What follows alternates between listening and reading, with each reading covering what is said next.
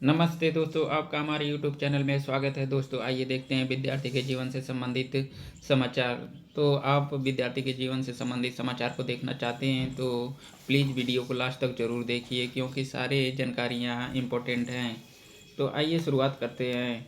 इसमें लिखा हुआ है, दरोगा भर्ती के पदों पर का सफल अभ्यर्थियों से भरने की याचिका पर जवाब तलब हाई कोर्ट ने किया है। इलाहाबाद हाई कोर्ट का ये आदेश आया हुआ है। इसमें देखते हैं, ये बता रहे हैं, इलाहाबाद हाई कोर्ट ने उत्तर प्रदेश पुलिस भर्ती बोर्ड 2016 की पुलिस उप निरीक्षक सिविल प्लाटून कमांडर पीएसी एवं फायर सर्विस भर्ती में आरक्षित श्रेणी के 125 पदों पर नॉर्मलाइजेशन प्रक्रिया के तहत चयनित न होने वाले सभी टेस्ट में सफल अभ्यर्थियों का चयन कर नियुक्ति करने की मांग में दाखिल याचिका पर राज्य सरकार और पुलिस भर्ती बोर्ड से 3 सप्ताह में जवाब मांगा है। यह आदेश न्यायमूर्ति पीयूष अग्रवाल जी ने आकाश कुमार व अन्य की याचिका पर अधिवक्ता एम.ए. सिद्दीकी को सुनकर दिया है। अधिवक्ता सिद्दीकी का कहना है कि भर्ती बोर्ड ने 3,307 पद विज्ञापित किए थे।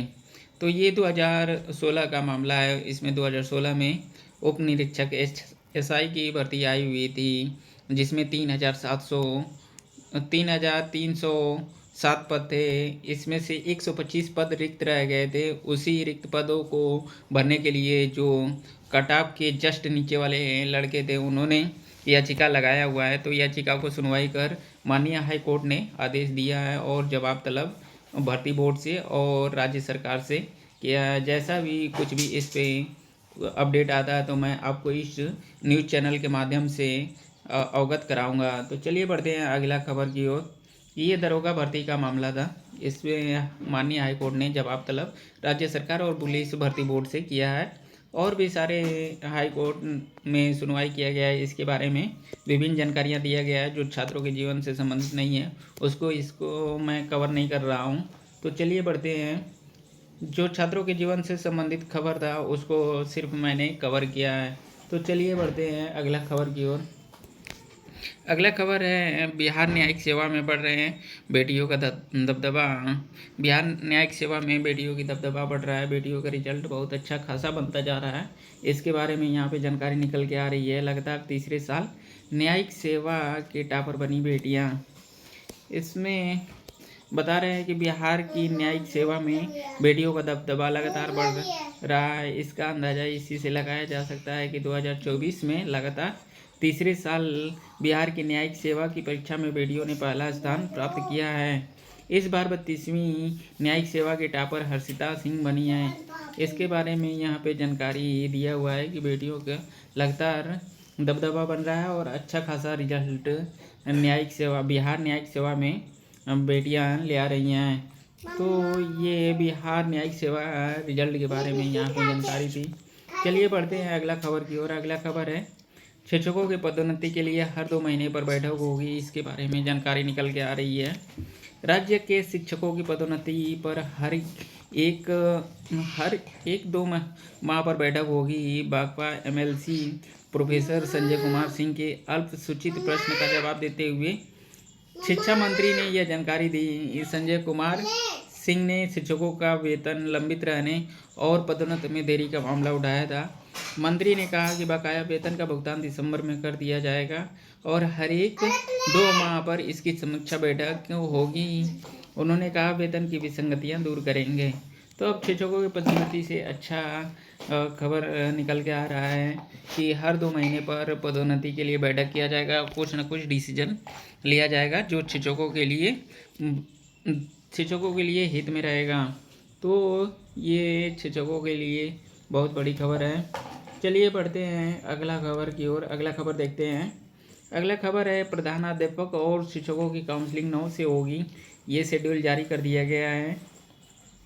इसमें 1,47,534 प्रधानाध्यापक, प्रधान शिक्षक और शिक्षक हिस्सा लेंगे। शिक्षा विभाग ने जारी किया कार्यक्रम। इसमें प्रधानाध्यापक और प्रधान शिक्षक की 9 से 13 दिसंबर तक काउंसलिंग होगी और विद्यालय अध्यापक 1 से 12वीं तक के शिक्षक का 16 से 20 दिसंबर तक का होगा और समकक्षता परीक्षा उत्तीर्ण शिक्षक का 23 से 31 दिसंबर तक का होगा। इसमें काउंसलिंग जारी कर बिहार लोक सेवा आयोग ने शेड्यूल जारी कर दिया है काउंसलिंग का। इसके बारे में यहाँ पे जानकारी निकल के आ रही है। और बिहार लोक सेवा आयोग द्वारा अनुशंसित प्रधानाध्यापक, प्रधान शिक्षक, विद्यालय अध्यापक और तीसरे चरण में चयनित शिक्षकों की काउंसलिंग 9 दिसंबर से शुरू होगी और यह 31 दिसंबर तक चलेगी। दूसरे चरण की समकक्षता परीक्षा उत्तीर्ण स्थानीय निकाय के शिक्षकों को भी शामिल किया जाएगा। शिक्षा विभाग ने काउंसलिंग का शेड्यूल जारी कर दिया है। तो शिक्षा विभाग ने काउंसलिंग का शेड्यूल जारी कर बता दिया है कि कैसे कैसे सब रहेगा। प्रधान अध्यापक और प्रधान शिक्षक और विद्यालय अध्यापक और जो समकक्षता परीक्षा उत्तीर्ण शिक्षक है उनका क्या क्या डेट है, जो मैं यहाँ पे कवर कर दिया हूँ, ये रहेगी। और काउंसलिंग की कड़ी सुरक्षा व्यवस्था के बीच होगी। इस संबंध में शिक्षा विभाग के अपर मुख्य सचिव डॉक्टर एस सिद्धार्थ ने सभी जिला अधिकारियों को पत्र भेजा है। इसमें उन्होंने विभाग द्वारा पूरी समय सारणी भी भेजी गई है। साथ ही उनसे कहा गया है कि काउंसलिंग पूर्ण अवधि में शिक्षा विभाग के किसी पदाधिकारी या कर्मियों को किसी प्रकार के विधि व्यवस्था या अन्य प्रकार की ड्यूटी में न लगाया जाए ताकि काउंसलिंग कार्य निर्बाध चल सके। डॉक्टर सिद्धार्थ ने कहा कि बीपीएससी से उच्च माध्यमिक विद्यालयों के प्रधानाध्यापक पद के लिए 5,971 और प्राथमिक विद्यालयों के प्रधान शिक्षक पद के लिए 36,947 टीआरई 3 के तहत वर्ग 1 से 5 तक के विद्यालय में अध्यापक के लिए 21,911 और वर्ग 6 से 8 तक के विद्यालय में विद्यालय अध्यापक के लिए 16,989 अभ्यर्थियों की अनुशंसा प्राप्त हुई है। तो बिहार विद्यालय परीक्षा समिति द्वारा प्रकाशित दूसरे चरण समकक्षता परीक्षा के तहत स्थानीय निकाय के 65,716 शिक्षकों को सफल घोषित किया गया है। इन सभी शिक्षकों पर नियुक्ति के लिए काउंसलिंग की कार्रवाई की जा रही है। तो ये शिक्षक विभाग द्वारा प्रधान अध्यापक और शिक्षकों की काउंसलिंग का शेड्यूल जारी कर दिया गया है। इसके बारे में यहाँ पे विस्तृत जानकारी है। तो जो इससे संबंधित अभ्यर्थी हैं वो इस जानकारी को यहाँ से देख सकते हैं। चलिए बढ़ते हैं अगला खबर। अगला खबर है आधे से अधिक ने छोड़ा टीजीटी बायो 11 का इंटरव्यू। तो इसमें सहायता प्राप्त माध्यमिक विद्यालयों में प्रशिक्षित स्नातक जीव विज्ञान 2011 के अभ्यर्थियों का साक्षात्कार शुक्रवार को उत्तर प्रदेश शिक्षा सेवा चयन आयोग एलनगंज में हुआ। साक्षात्कार में लिखित परीक्षा में सफल हुए 164 में से 76 अभ्यर्थी शामिल हुए। हाईकोर्ट के आदेश पर भर्ती शुरू होने के तकरीबन 13 साल बाद साक्षात्कार कराया गया। तो ये 13 साल बाद साक्षात्कार हुआ है। अभी 13 साल से भर्ती लंबी थी, वो भी हाईकोर्ट के बाद ये साक्षात्कार शुरू कराया गया है। इसके बारे में यहाँ पे जानकारी दिया गया है।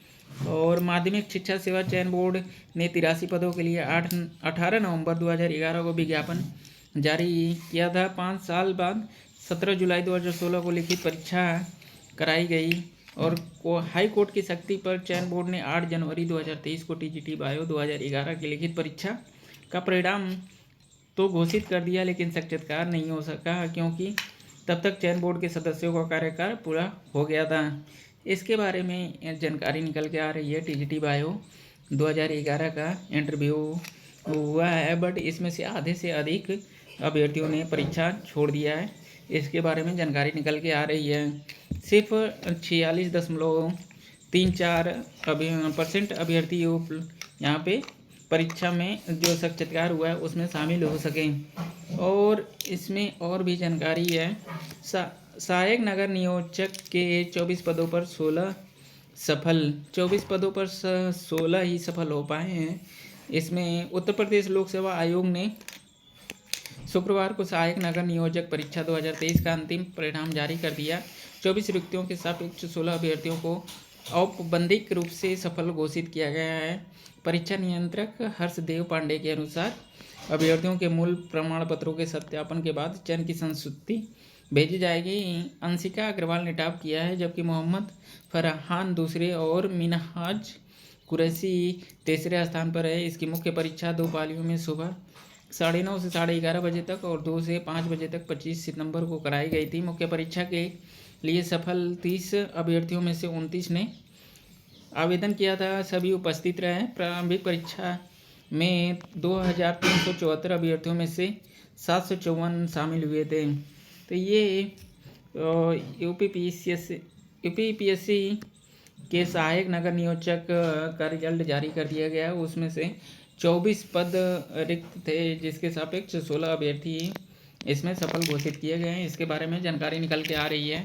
तो आप ऐसे ही रोज़ का रोज़ जानकारी देखना चाहते हैं जो ऑथेंटिक रहती है, मैं आपको इस चैनल के माध्यम से जो रोजगार से संबंधित खबर रहता है, विभिन्न समाचार पत्रों में छाया रहता है, उसको इस चैनल पे कवर करता हूं। तो आप देखना चाहते हैं तो प्लीज़ मेरे इस चैनल को सब्सक्राइब कर लीजिए। और आपको ये वीडियो कैसा लगी प्लीज़ वीडियो लाइक करके कमेंट करके बताइए। और मैं आपके लिए ऐसा ही कंटेंट, अच्छे से अच्छे कंटेंट प्रोवाइड करता रहूँगा। तो प्लीज़ आप इस चैनल को सब्सक्राइब कर लीजिए। पूरा वीडियो देखने के लिए धन्यवाद।